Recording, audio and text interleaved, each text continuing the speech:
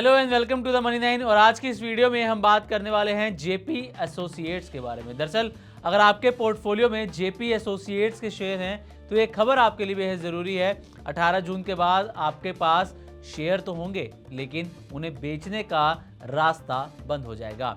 और सबसे बड़ा सवाल यही है कि क्या निवेशकों का पैसा पूरी तरह डूब जाएगा या अभी भी कोई उम्मीद बाकी है। चलिए आसान भाषा में समझते हैं कि आखिर जेपी एसोसिएट्स के 6.5 लाख निवेशकों के साथ अब क्या होने वाला है। तो जयप्रकाश एसोसिएट्स लिमिटेड, जेएएल भी इसको हम कहते हैं, इसके निवेशकों को बड़ा झटका लगा है। कंपनी के शेयर 18 जून 2026 से बीएसई और एनएसई से डीलिस्ट हो जाएंगे, यानी कि इस तारीख के बाद शेयर बाजार में इन शेयरों की खरीद बिक्री नहीं हो सकेगी। कंपनी ने भी एक्सचेंज फाइलिंग में इसकी पुष्टि कर दी है। दरअसल जेपी एसोसिएट्स पिछले कई सालों से भारी कर्ज के बोझ तले दबी हुई थी। कंपनी पर करीब 57,000 करोड़ रुपए से ज्यादा का कर्ज था। मामला दिवालियापन प्रक्रिया यानी कि IBC, insolvency and bankruptcy code के तहत गया और आखिरकार एनसीएलटी की मंजूरी के बाद गौतम अडानी ग्रुप की कंपनी ने रेजोल्यूशन प्लान के जरिए इसका अधिग्रहण कर लिया। अडानी ग्रुप की करीब 14,535 करोड़ रुपए की बोली को मंजूरी मिली थी। अब सबसे बड़ा सवाल ये कि आखिर निवेशकों के शेयरों और उनके पैसों का क्या होगा। यही सबसे चिंताजनक बात है।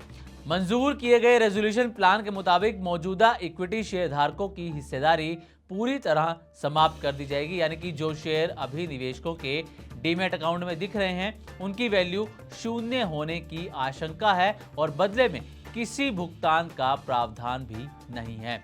आसान भाषा में समझें तो 18 जून के बाद शेयर डीमैट अकाउंट में दिखाई दे सकते हैं लेकिन वो एक्सचेंज पर ट्रेड नहीं होंगे।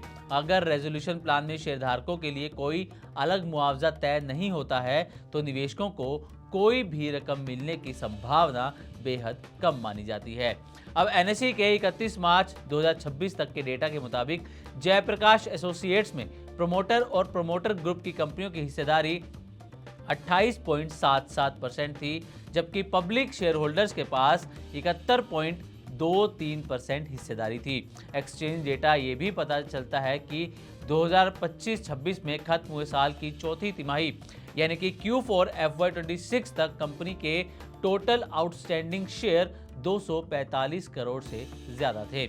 31 मार्च 2026 तक जेएल में लगभग 6.5 लाख शेयरधारकों की हिस्सेदारी थी, जिसमें से लगभग 6.4 लाख यानी कि 6,40,000 रिटेल शेयरधारकों के पास कंपनी की 45% हिस्सेदारी थी और साथ ही आईसीआईसीआई बैंक के पास कंपनी में लगभग 8% हिस्सा था।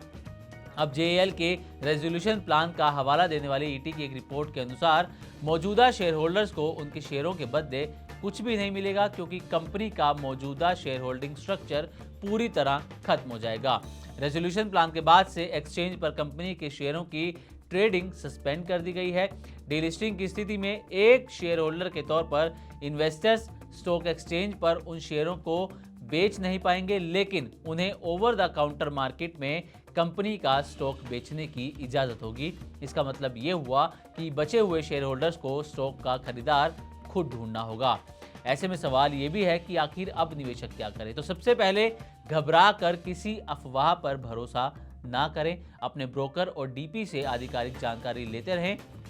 कंपनी और एक्सचेंज की ओर से आने वाले नोटिस पर नजर रखें। अगर आपके पास बहुत बड़ी होल्डिंग है तो किसी क्वालिफाइड इन्वेस्टमेंट एडवाइजर या फिर लीगल एक्सपर्ट से भी आप सलाह ले सकते हैं। और आपको यहाँ बता दें कि जेपी एसोसिएट्स के अधिग्रहण के लिए वेदांता और अडानी ग्रुप दोनों ने बोलियां लगाई थी, लेकिन पिछले महीने ही अडानी ग्रुप 14,535 करोड़ की बोली के साथ इस रेस को जीत चुका है।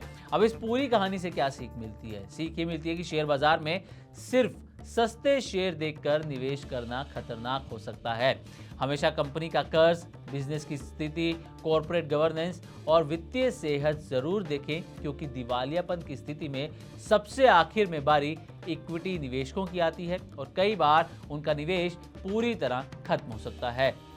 फिलहाल जेपी एसोसिएट्स के लाखों निवेशकों के लिए ये एक कड़वी सीख है कि हाई रिस्क वाले शेयरों में निवेश से पहले पूरी पड़ताल बेहद जरूरी है।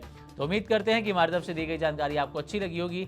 इसी तरह की और भी वीडियोस के लिए देखते रहे मनी9 और सब्सक्राइब करें हमारे यूट्यूब चैनल। साथ ही बिजनेस और पर्सनल फाइनेंस से जुड़ी ताज़ा तरीन खबरों को आप हमारी वेबसाइट money9live.com पर भी पढ़ सकते हैं।